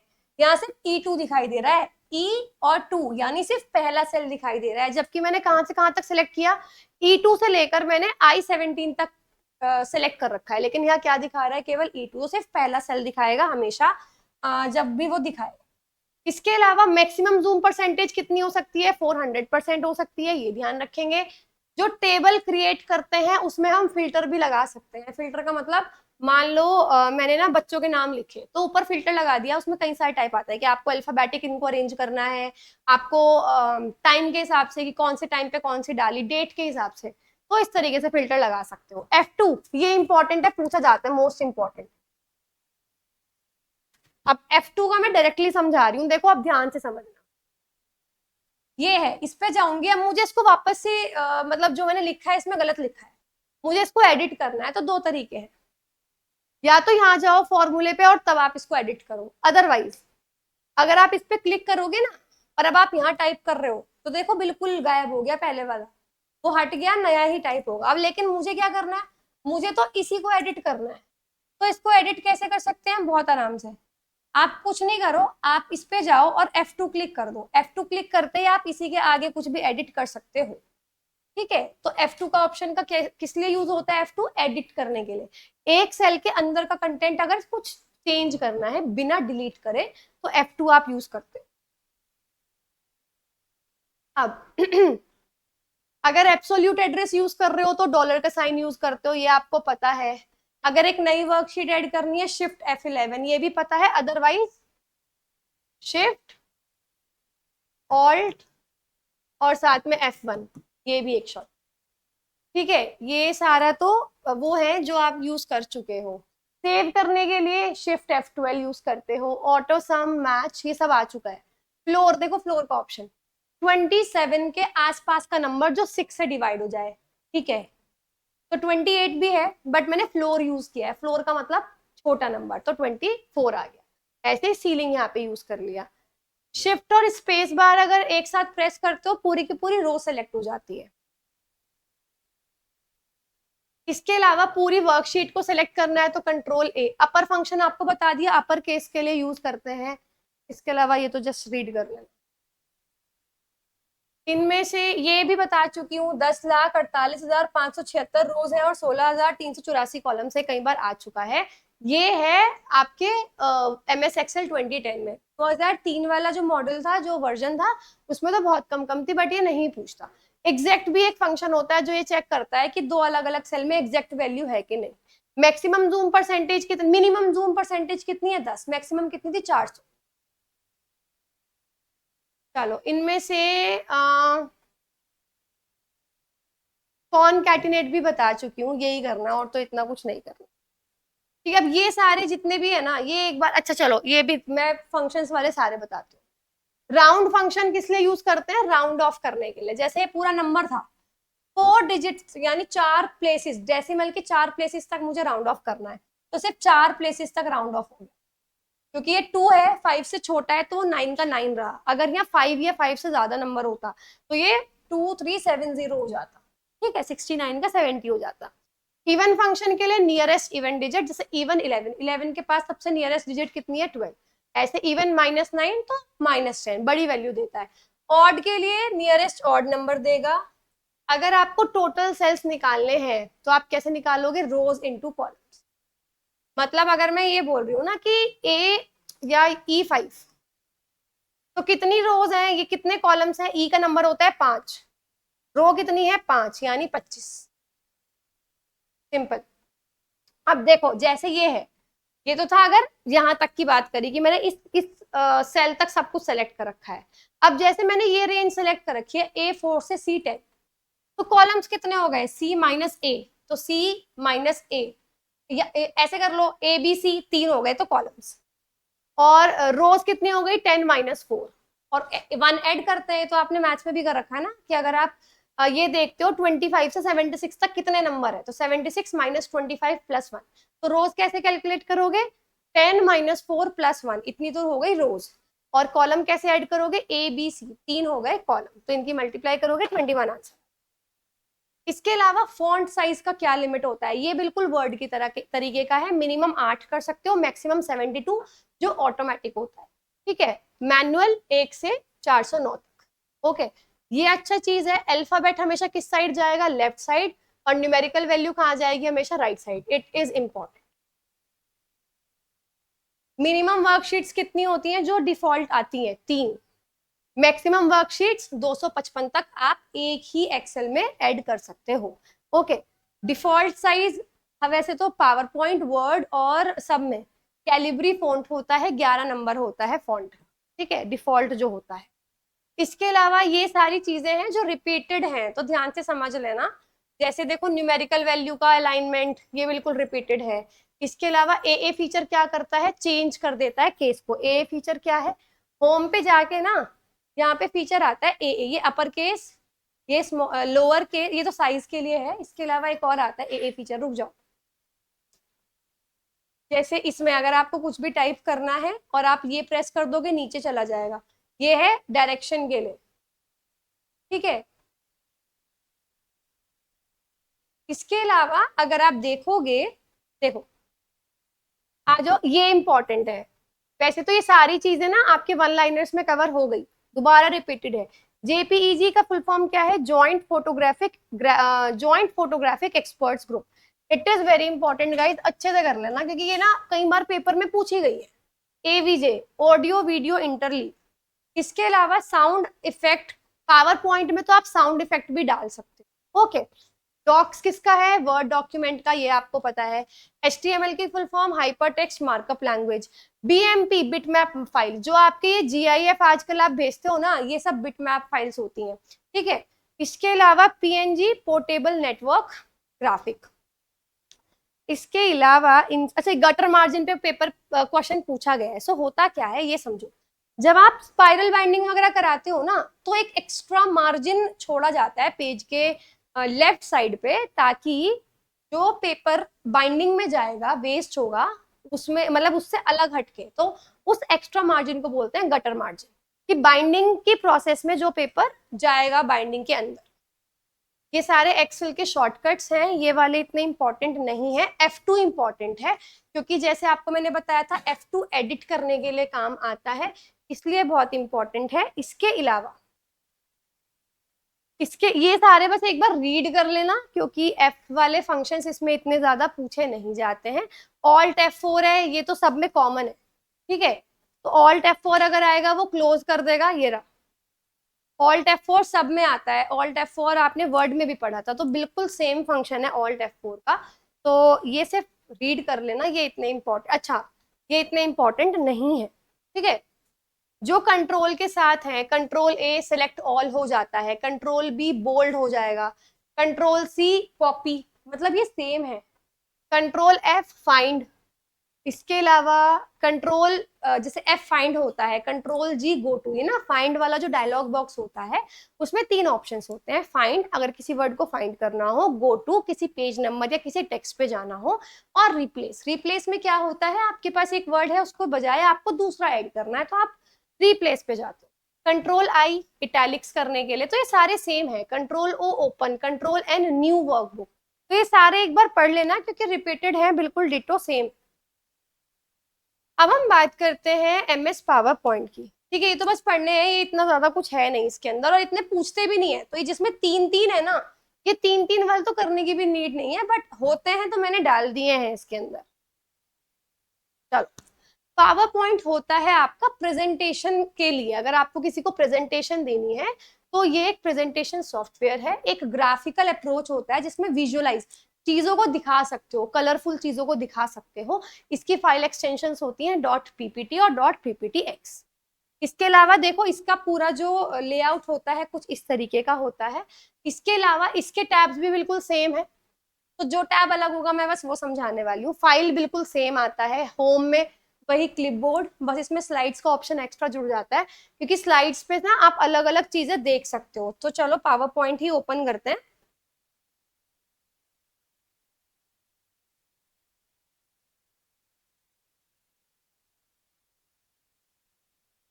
देखो जैसे होम पे जाओगे तो इसमें स्लाइड्स का ऑप्शन और आ गया, इसमें एक्स्ट्रा ये स्लाइड्स का ऑप्शन है। फिर न्यू स्लाइड आओगे तो किस तरीके की स्लाइड आपको चाहिए, अलग अलग लेआउट की होती है, जैसे ये अलग लेआउट है तो अलग अलग लेआउट्स की स्लाइड आ जाएगी इसके अंदर आपके पास। पैराग्राफ ड्राइंग एडिटिंग बिल्कुल सेम है। स्लाइड्स ग्रुप में क्या है, इसके अंदर कमांड होते हैं ताकि अगर आपको नई स्लाइड डालनी हो तो स्लाइड का लेआउट कैसे चाहिए, जैसे मैंने अभी एक अलग लेआउट की फाइल उसमें ऐड की थी। पोजीशन क्या रखनी है, अगर आपको स्लाइड की पोजीशन क्या रखनी है, उसको कुछ फॉर्मेट करना है तो उसके सारे ऑप्शंस हमारे पास होते हैं। इंसर्ट में इसमें एक अलग ऑप्शन आता है, इसमें आप पिक्चर तो इंसर्ट कर सकते हो, क्लिप आर्ट कर सकते हो, कोई स्क्रीनशॉट, फोटो एल्बम, कोई ऑडियो वीडियो भी चाहिए ना, वो सब कुछ इसके अंदर, वीडियो तक इसके अंदर आप जोड़ सकते हो। डिजाइन वाले टैब में सेम जैसे आपको पता है, या डिजाइन वाले उसमें जाओगे तो अलग अलग थीम्स, अलग अलग डिजाइन आ जाएंगे, ये इनबिल्ट होते हैं। जैसे एक अलग तरीके की स्लाइड आ गई तो ये इनबिल्ट स्लाइड है इसके अंदर, ठीक है। एनिमेशन में जैसे बहुत सारी अलग अलग स्लाइड्स हैं, तो जब आप प्रेजेंटेशन दोगे तो एक स्लाइड के बाद दूसरी स्लाइड आएगी, तो क्या आपको उसमें कोई एनिमेशन डालनी है कि कैसे एक स्लाइड के बाद दूसरी स्लाइड आएगी, साइड से लेकर आओगे, फ्रंट से लेकर आओगे, एकदम से ब्लर करके लेकर आओगे। तो आजकल इंस्टाग्राम के रील्स में भी यही सारी चीजें आती हैं, तो ये सारा कुछ पावर पॉइंट में आता था पहले। तो रिव्यू में आप स्पेल चेक वगैरह कर सकते हो, ये इंपॉर्टेंट है व्यू। इसके व्यू के ऑप्शन में अलग अलग तरीके की होती है, एक तो होता है नॉर्मल व्यू, नॉर्मल व्यू है ये जो आप देख रहे हो, ये नॉर्मल व्यू, ठीक है। देखो अब ये नॉर्मल है, ठीक है। फिर आ गया आउटलाइन व्यू। आउटलाइन में क्या होता है कि बस एक स्लाइड दिखेगी इस तरीके से। फिर स्लाइड सॉर्टर, स्लाइड सॉर्टर में सारी स्लाइड्स एक ही पेज पे आ जाएंगी सारी की सारी, ठीक है। अलग अलग तरीके के जो से आप जिनको स्लाइड्स को देख सकते हो व्यू के अंदर आता है, ये ध्यान रखने वाली चीज है। ये शॉर्टकट्स हैं, सेम शॉर्टकट्स हैं, ठीक है। जितने आपने पहले करे हैं इसमें कोई नहीं है नया। अगर कोई हो तो control Y, control Z undo redo, control N new, control O open, control S save, close F4। Control F4 करोगे तो प्रेजेंटेशन ही खत्म हो जाएगी, ऑल्ट F4 करोगे तो पावर पॉइंट ही बंद हो जाएगा। मतलब क्या फर्क है, एक मिनट, लेट्स सी अगर होता है, क्योंकि फंक्शन वाली कीज हमारी काम नहीं कर रही, आपने उसमें करके देख लेना। एक बार प्रेस करना कंट्रोल F4, एक बार प्रेस करना ऑल्ट F4, आपको पता लग जाएगा मैं क्या बोल रही हूँ। F5 ये इंपॉर्टेंट है अगर आपको पावर पॉइंट प्रेजेंटेशन शुरू करनी है। पावर पॉइंट प्रेजेंटेशन का मतलब भी समझ लो। देखो ठीक है, यहाँ पे हूँ, अब मुझे पावर पॉइंट प्रेजेंटेशन शुरू करनी है तो मैं F5 प्रेस करूंगी, मेरी पावर पॉइंट प्रेजेंटेशन शुरू हो जाएगी। लेट मी चेक अगर होता है तो। देखो हो गई ना शुरू पावर पॉइंट प्रेजेंटेशन। अब मैं जब यहाँ क्लिक करूंगी तो अगली स्लाइड आ जाएगी, यहाँ क्लिक करूंगी तो ये एंड हो जाएगी, ठीक है। एंड ऑफ द स्लाइड आ चुका है, स्लाइड का एंड हो चुका। तो और एस्केप जब प्रेस करोगे तो ये एंड हो जाएगा पावर पॉइंट का प्रेजेंटेशन। तो F5 यूज करते हो जब आपको बिगिनिंग से पावर पॉइंट की शुरुआत करनी हो।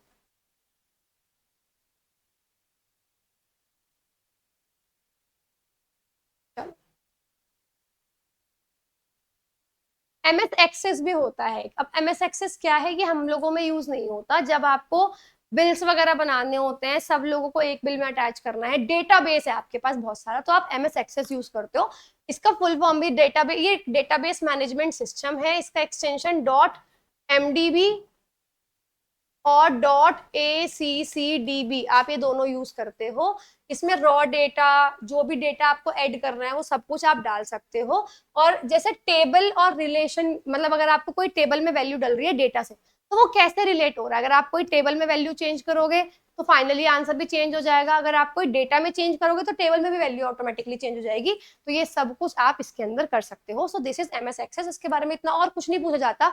जब भी पूछा गया है इसकी फाइल की एक्सटेंशन पूछी गई है या ये किस तरीके का प्रोग्राम है, डेटाबेस मैनेजमेंट सिस्टम का प्रोग्राम है। सो गाइज ये था आपका चैप्टर 3। इसी के साथ हमारे कंप्लीट सारे सब्जेक्ट्स के अपडेटेड बैच के लिए ऑफिसर बैच लेना मत भूलिएगा, इसमें सारे सब्जेक्ट्स इन्वॉल्व हैं। इसी के साथ मैथ्स का स्पेसिफिक बैच भी अवेलेबल है जो आप ले सकते हैं। एंड सभी बैचेस में रेलेवेंट पीडीएफ्स, यानी उन्हीं सब्जेक्ट्स की पीडीएफ्स, उन्हीं सब्जेक्ट्स की ई बुक आपको मिलने वाली है। बस ऑफिसर बैच में है कि आपको सारा कंटेंट मिलेगा, और साथ में जनरल अवेयरनेस का स्पेसिफिक बैच भी अवेलेबल है जिसके अंदर सारी साइंस क्लासेस अपडेट हो चुकी हैं, physics, chemistry, bio. And those are not only for the SSC, these are also for the RRB exams, railways exams, EPFO exams, DSSB and SSC। बिल्कुल latest pattern पे और प्रॉपर अच्छे से हर चीज समझाई गई। तो गाइज आज के लिए इतना ही। We will meet again in the next video. Till then have a good day and good bye.